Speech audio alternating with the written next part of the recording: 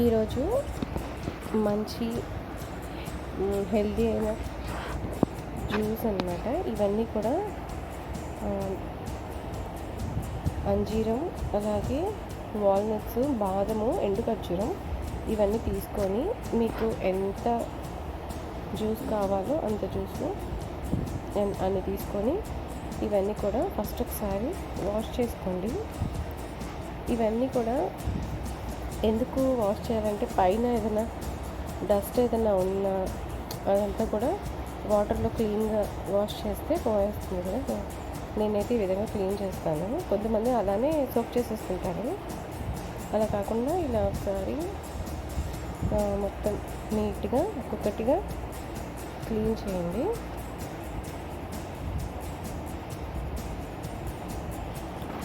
ఇలా క్లీన్ చేయడం వల్ల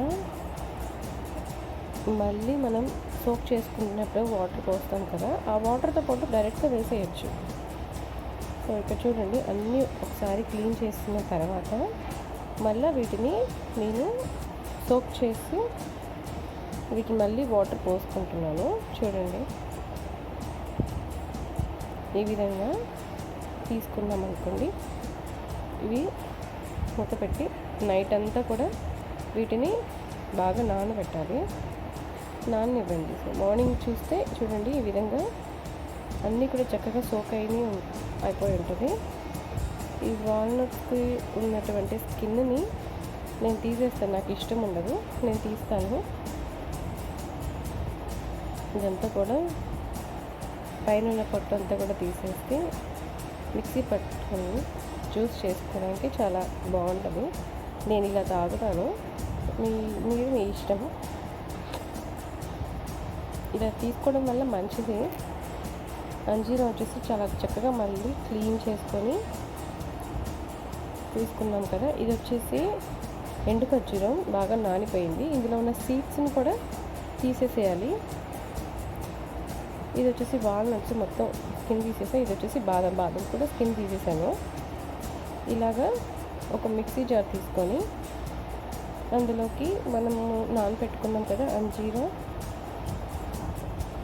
ఎండు ఖర్జూరం, వాల్నట్స్, అలాగే బాదం, ఇవన్నీ కూడా చాలా మంచిదన్నమాట. ఎవరికైనా పిల్లలకైనా పెద్దవాళ్ళకైనా, డైట్ చేసే వాళ్ళకైనా, ప్రెగ్నెంట్ లేడీస్కైనా ఎవరైనా తాగొచ్చు. చూడండి, నేను వాష్ చేసిన తర్వాత సోక్ చేసిన వాటర్ ఉంటుంది కదా, ఆ వాటర్ కూడా ఇందులో వేసుకున్నాను. అలాగే మనం యూస్ చేసే మిల్క్, పచ్చిపాలే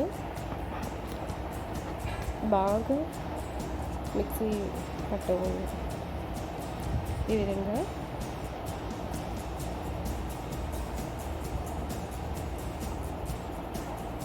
చాలా హెల్దీ, ఎవరైనా తాగొచ్చు. కొంతమంది స్టెయిన్ చేస్తారు, నేను స్టెయిన్ చేయలేదు. నాకు అవి మధ్య మధ్యలో తింటూ ఉంటే నాకు ఇష్టం ఉండడం. మీకు అలా ఇష్టం లేకపోతే స్టెయిన్ చేసుకొని తాగేయచ్చు ఎవరైనా సరే. చాలా healthy. Thanks for watching. Like, share and subscribe my channel.